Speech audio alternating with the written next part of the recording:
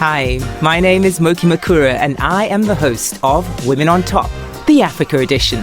It's a podcast show where we interview successful African women in leadership roles, and I'm here to guide you through their stories.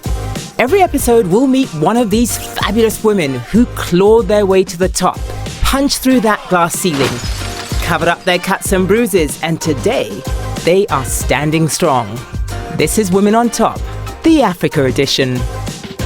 This episode, we meet Ipeleng Mkhari, the CEO of Motseng Investment Holdings, a South African property and investment holding group.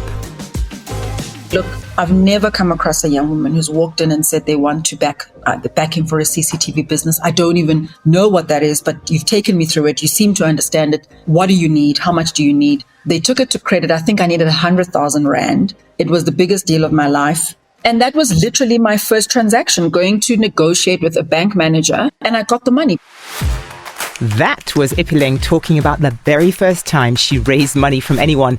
Not your usual sob story. But then Ipeleng was not your usual entrepreneur.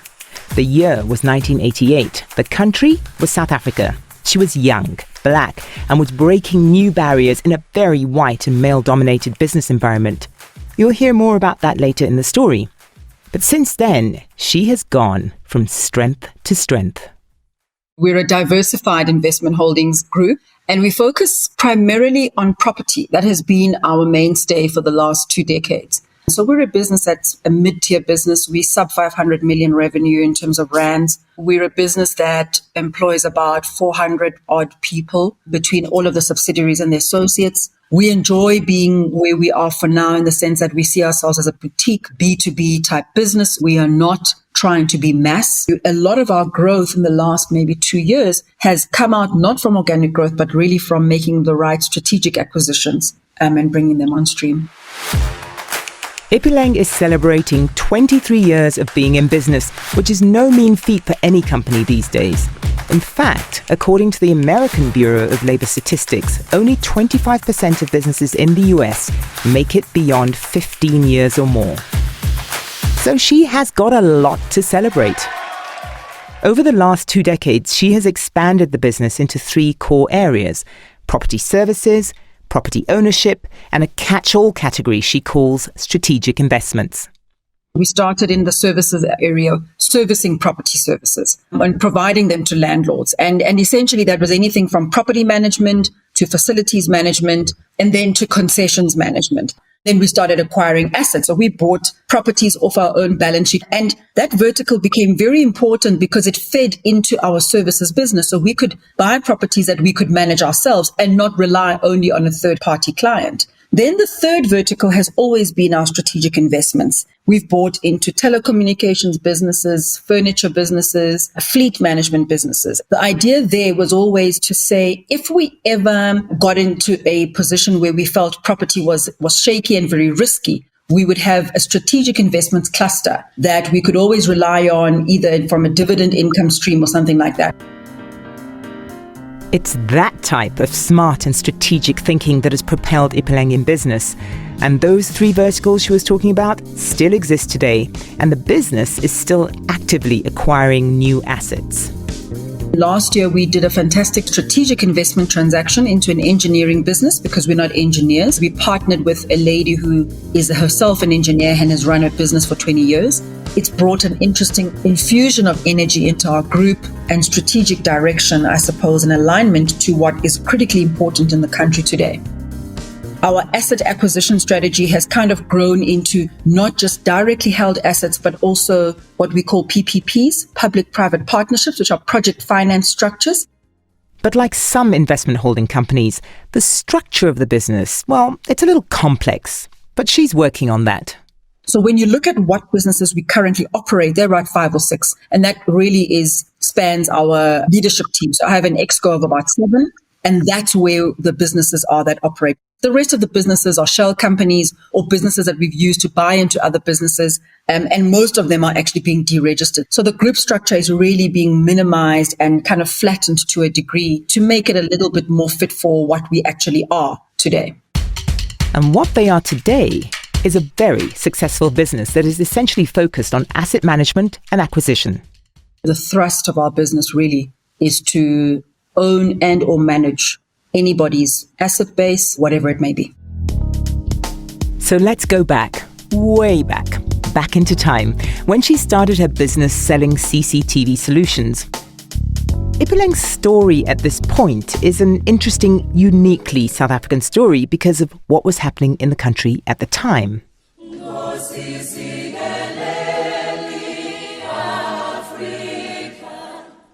It was 1998, 4 years after apartheid had ended and Nelson Mandela was president. And his new government was trying to fast-track transformation of the economy and provide black South Africans with economic opportunities. So they developed a new policy designed to do just that. There was a flurry of activity around this concept called Black economic empowerment.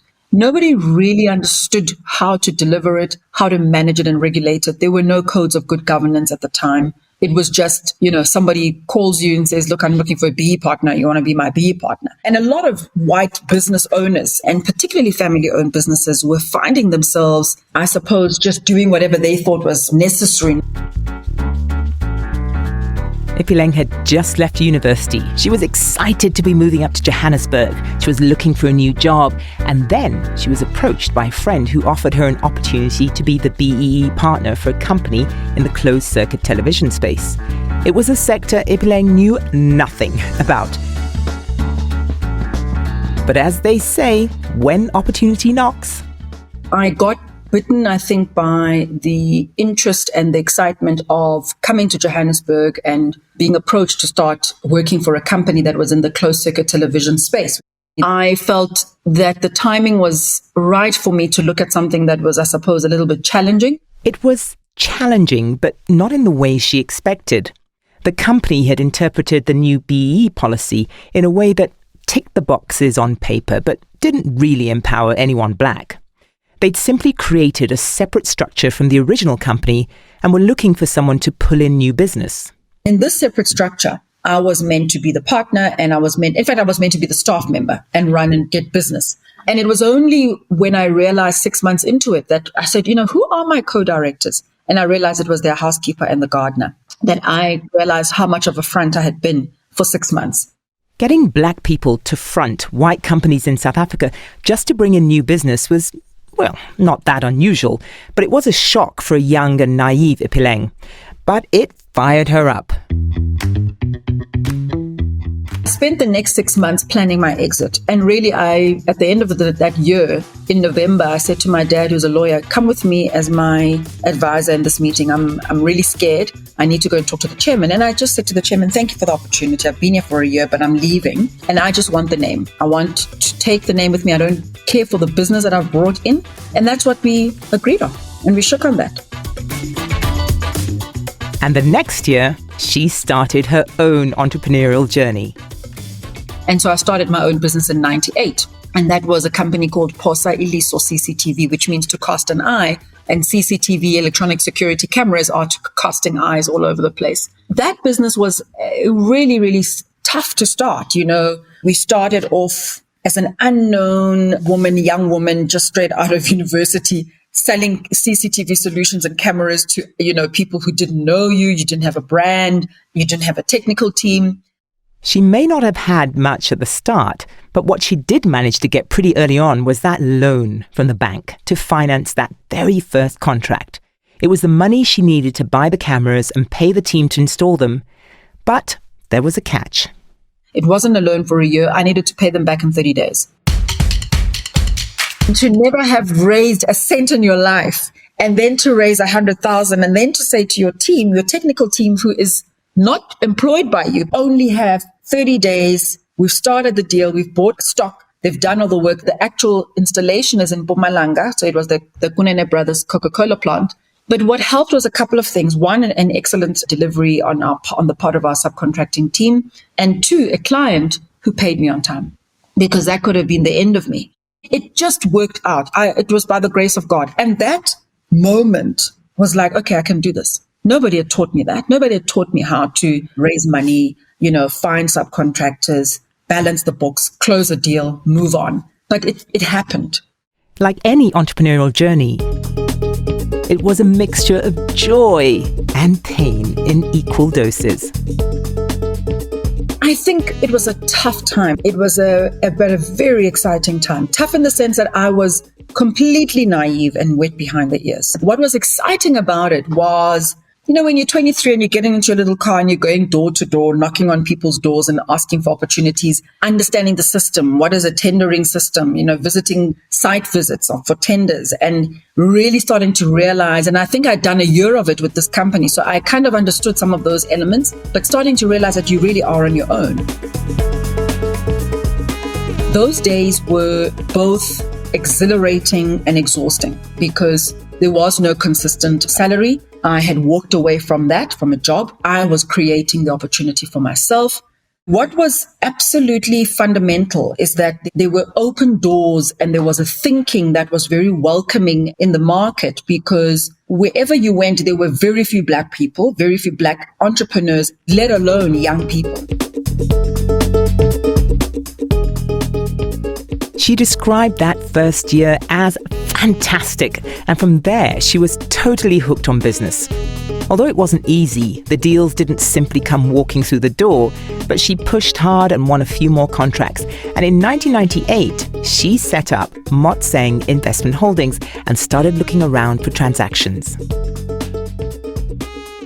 What we did was to understand, who are the very low-hanging fruit, or kind of what are the really low-hanging opportunities, and how do we begin to integrate this into other businesses. And one of our first transactions, buying into Enforce Security Group on the back of a vendor finance transaction, was quite exciting, because in 2000 we did this transaction and we became the Black Economic Empowerment Partner to Enforce Security Group. And that allowed us to grow the CCTV business while still becoming part of a much bigger security organization. And that was the beginning of Motseng, the business.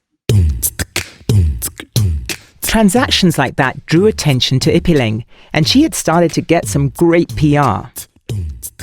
She was profiled in lots of magazines and people started approaching her. But the game changer for the business came in the shape of a property services company. We were not in property at all. And we were approached by Marriott Property Services because of the Enforce deal and relationships and networks.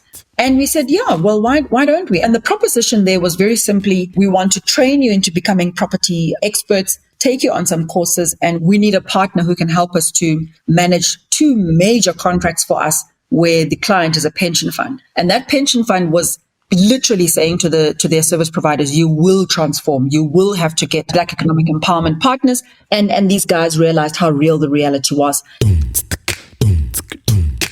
So in the space of 4 years, we went from being this little Poselisa to having done an Enforce deal and a property deal. And suddenly, here we were, myself and my business partner, we were both running this business and we both had now salaries. So we could pay ourselves and pay our staff. Quite quickly, we sold our stake in Enforce. We thought that the team was not going in the direction we wanted to go. And then we kept our relationship with Marriott. And that became the growth path because, we took over contracts. There were about 50 staff collectively. And suddenly there was the business to structure going forward.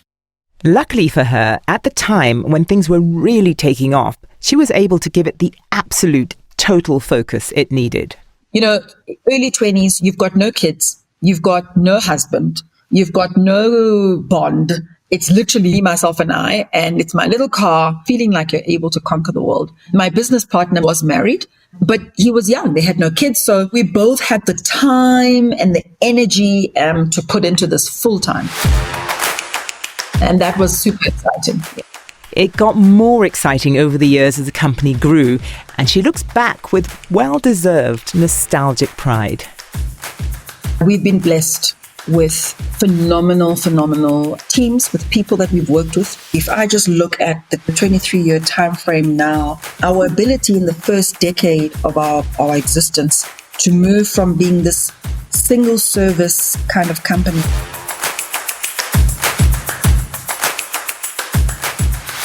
By the end of 2008, we had built up a brand. And in that first decade, being able to be asked by Miss Oprah Winfrey to assist her and her team to assist them with the CCTV solution for their school, then becoming the facilities management partner on the ground for 3 years was a massive highlight. The second, I would say, was then transitioning into a landlord. So we'd now come out of just seeing ourselves as these service providers and price takers, being a business that could essentially own assets and manage assets. And that was quite powerful. And at the beginning of the second decade, we strategized to say we must buy our own properties. And then we listed a property fund on the JSE in 2012. And now, if I look at where we are today, I would say that a key highlight right now has been just focusing on being able to run these businesses and keep them stable. The pandemic has made stability an almost impossible goal for so many businesses, and Motseng Investment Holdings has not been totally immune to its impact. Although she's fearless in many ways, the pandemic was a worrying time for her. I think the COVID process is still with us in many ways, but the uncertainty of not understanding what would or could happen to your business, we were very lucky that we survived most of that because we have businesses that have got long-term contracts, most of them, thankfully. My angels have been with me. I think we have had the opportunity of a lifetime.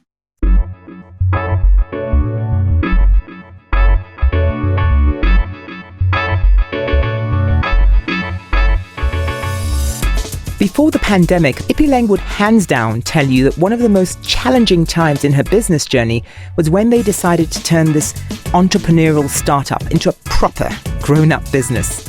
A business with proper structures and actual policies. She called it back-breaking work that took over 2 years to deliver. I almost had a nervous breakdown because, you're trying to run the business whilst you're still building it. Literally building the foundation that is actually going to allow us to now say, okay, we are a business. When you're at a stage in business where you have a staff, let's say of 30, and someone says to you, what's the leave policy? No, we have 15 days leave. It's all in your head. It's not written down somewhere. You suddenly realize, because there were 2 or 3 of you, and then suddenly they're 20 and 30, that hang on, we don't have the things that we need so that the business is not about us, but it's about the business. And that moment really hit when we were stretched because suddenly we couldn't answer every question. We couldn't be in every meeting. And we needed to actually say, hang on, in order for us to actually now move from being a startup to a business where people can trust you, rely on you, and staff know what's happening. And it's something she's really proud of. When you look at the corporate services, the work that we did in the operations team to get that running, it took a lot of effort just to coordinate people and to put a vision in place and to actually achieve it. And I'm very proud of the team that did that. And at the end of it, she took a year off to catch up on sleep, have her 3rd child, and just recover from the Herculean effort of future-proofing the business. The exercise definitely paid off because Motseng Investment Holdings is standing strong today because of the solid base she and her partner put in place.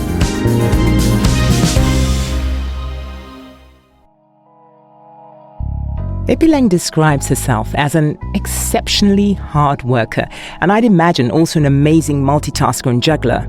So I was curious to hear more about her leadership style. I found my niche really in that I'm an organizer and I want things to be delivered. I'm a little bit of a control freak and a micromanager at times, but I've managed to step back from that because I have great teams and great staff. I probably am a little bit too involved, and the word I used earlier was I can micromanage at times, and I think that that's an area that I need to learn how to step back.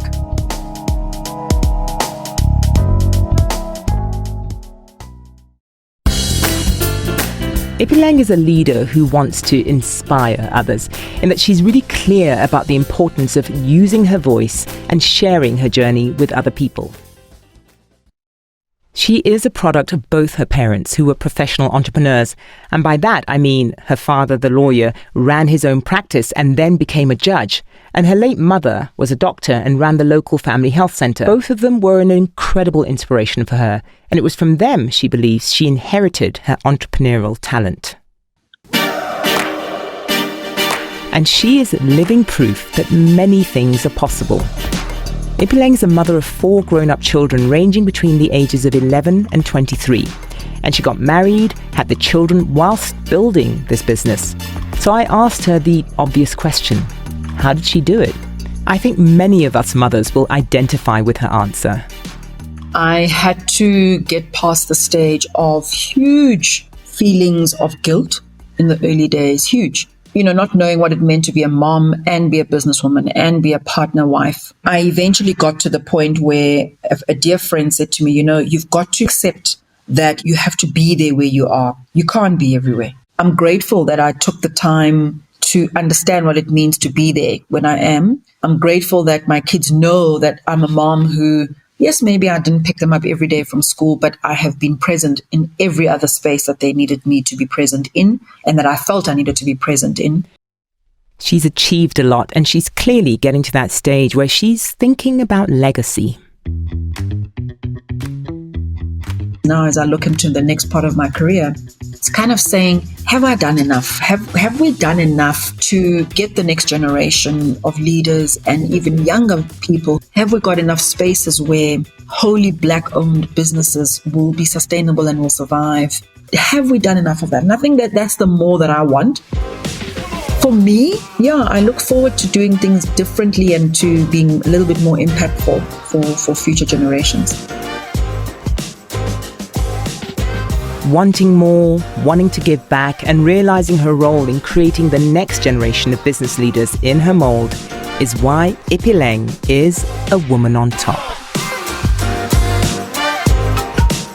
And that's it from me, Moki Makura. I'm your host and the producer of Women on Top, the Africa edition. It's the podcast where we interview African women in leadership roles. If you like this podcast, please share it. Subscribe and tell us what you think in the comments. We will see you next time.